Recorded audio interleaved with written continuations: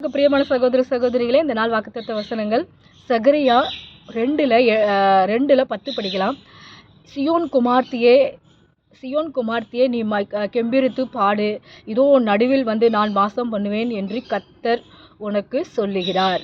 இந்த நாள் சொல்லப்பட்ட வார்த்தைகள் நம்ம ஒவ்வொரு சகோதரனும் ஒவ்வொரு சகோதரியும் கர்த்தருடைய பிள்ளைகள். இந்த நாள் சொல்லப்பட்டிருக்குது, சியோன் குமார்த்தியே கர்த்தருக்குள் என்ன பண்ணுவான், கெம்பீரித்து பாடு, உன் நடுவிலே நான் வாசம் பண்ணுவேன் என்று கர்த்தர் சொல்லுகிறார் அப்படின்னு சொல்லி பார்த்தா, இந்த நாள் நம்ம கர்த்தருடைய பிள்ளைகளாக நம்ம இருக்கும்போது அவர் சமூகத்தில் ஒவ்வொரு நாள் என்ன பண்ணணுமா, மகிழ்ந்து களி கூறுங்க, துதித்து ஆண்டவரை களி கூறுங்க. அதை இங்கே சொல்லப்படுது சியோனு குமார்த்தியே அப்படின்னு நம்ம கர்த்தர் நம்மளை எப்படி பேர் சொல்லி அப்படி அழகாக பேர் நம்மளை கூப்பிடுறாரு. நம்ம அப்பா அம்மாவளை எப்படி நம்மளை அழகாக கூப்பிடுறாங்க, மகளே வாங்க இங்கே வாங்க அப்படின்னு சொல்லி சின்ன குழந்தையா இருக்கக்குள்ள என்ன பண்ணுறாங்க, 1 வயசு 2 வயசு வரையும் அன்பாக கூப்பிட்டு நம்மளை அணவரிக்கிறாங்க. ஆனாலும் இயேசு கிறிஸ்து நம்ம எவ்வளோ வயதானாலும் சரி அவருக்கு நம்ம பிள்ளைகள். எவ்வளோ பெருசானாலும் சரி அவர் நம்மளுக்கு சொல்கிறாரு, என் சியோனு குமார்த்தியே நீ கெம்பீரித்து பாடு மகிழு அப்படின்னு சொல்றாரு. உன் நடுவிலே நான் வாசம் பண்ணுவேன் என்று கர்த்தர் உனக்கு சொல்லுகிறார். அப்படியே நம்ம வாழ்க்கையில நம்ம தனிப்பட்ட வாழ்க்கையில, நம்ம குடும்பத்தில, நம்ம படிக்கிற ஸ்தானத்துல, வேலை செய்கிற இடத்துல எங்க இருந்தாலும் கர்த்தர் சொல்றாரு, உன் நடுவிலே நான் இருக்கிறேன், நீ கவலைப்படாது, நான் உனக்கு தேவையானதை சந்திப்பேன், நீ மகிழ்ந்து இரு, நீ கெம்பீரமாக ஆண்டவரை சுவிசேஷத்தை சொல்லு, ஆண்டவருக்காக சேவை செய்ய, ஆண்டவருக்காக ஜெபம் பண்ணு.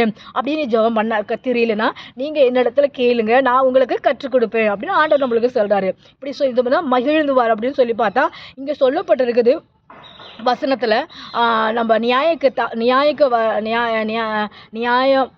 நியாயாதிபதி அந்த புக்கில் நம்ம படித்தோம்னா அதில் ஒரு மகள் இருக்கா.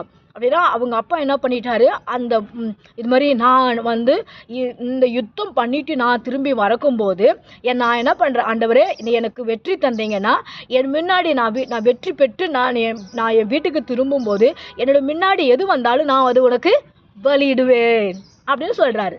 என்ன சொல்கிறாரு, நான் இந்த யுத்தத்தை செஞ்சு முடிச்சுட்டு வந்த பிற்பாடு நான் வீட்டுக்கு போகும்போது எனக்கு முன்னாடி எதிர்கொண்டு வந்த எதா இருந்தாலும் நான் உமக்கு பலி செலுத்துவேன் அப்படின்னு சொல்லி கர்த்தர் சொல்றாரு. ஒரு பொருத்தனை பண்ணிடுறாரு. அந்த பொருத்தனை பண்ணி அதே போல் என்ன பண்ணுறாரு, ஆண்டவர் என்ன பண்ணிட்டாரு, அந்த இஸ்ரேல் மக்களுக்கு விரோதமாக எத்தனை கோடி ஜனம் வந்தாங்களோ அதை எல்லாவற்றையும் ஃபினிஷ் பண்ணிட்டு ஜெயிச்சுட்டு வெற்றி பெற்றுக்கிட்டு அவர் வந்தார்.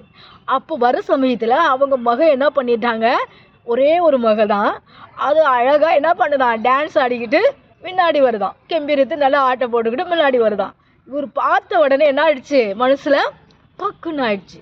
பக்குன்னு ஆனவுடனே என்ன பண்ணிட்டாரு, பயந்துக்கிட்டாரு, ஆண்டவருக்கு செய்த பொருத்தனை செஞ்சுதான் ஆகணும்னு சொல்லிட்டு உடனே என்ன பண்ணாரு, அவர் அந்த பொண்ணு குஷியாக வருது, இவர் சந்தோஷமாக வருது, இவர் கொஞ்சம் சோகமாக போயிட்டு மகளை கூப்பிட்டு இது மாதிரிலாம் சொல்கிறாரு, இது மாதிரி நான் ஆண்டவரத்தில் பொருத்தனை செஞ்சேன், நீ அதுக்கு சம்மதி ஆகணும்னு.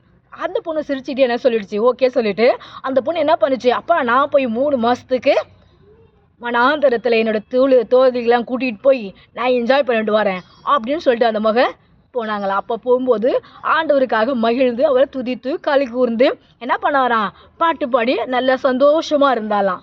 அங்கே சொல்லப்பட்டிருக்குது, இங்கே சொல்லப்பட்டது, சியோனு குமார்த்தியே நீ மகிழ்ந்து களி கூறு, கர்த்தர் உனக்கு என்ன பண்ணுவாராம், கர்த்தர் உங்களோடு வாசம் பண்ணுகிறார் என்று கர்த்தர் உங்களுக்கு சொல்லுகிறார். அந்த மகளோட கர்த்தர் இருந்தார். அந்த மகள் பலி ஆகியிருக்கோன்னு நினைக்கிறேன், அவங்க பலியிட்டிருப்பாங்க. ஆனால் அது பலியிட்டோடனே அது கர்த்தர் என்ன பண்ணாரோ அதை அங்கீகரித்திருப்பார். கர்த்தர் என்ன பண்ணாரோ அதை ஏற்றுக்கொள்ளிருக்கார். கர்த்தர் என்ன பண்ணாரோ அதை மகிமையாக நினைத்திருப்பார். ஆனாலும் அது சொல்லப்பட்டிருக்குது, அவள் மகிழ்ந்தாள். அவன் மரணத்துக்கு சந்தித்தாலும் துக்கம் வந்திருந்தாலும் அவங்க அப்பா துக்கப்படுறாரு, ஆனால் அந்த மகள் என்ஜாய் பண்ணான். இந்த நாட்களில் நம்மளோட வாழ்க்கையில் எவ்வளோ பெரிய கஷ்டம் வந்தாலும் எவ்வளோ பெரிய துன்பம் வந்தாலும் நம்ம என்ன பண்ணுவோம், ஆண்டவர் இடத்துல மகிழ்ந்து இருக்கணும், ஆண்டவர் இடத்துல விசுவாசமாக இருக்கணும்.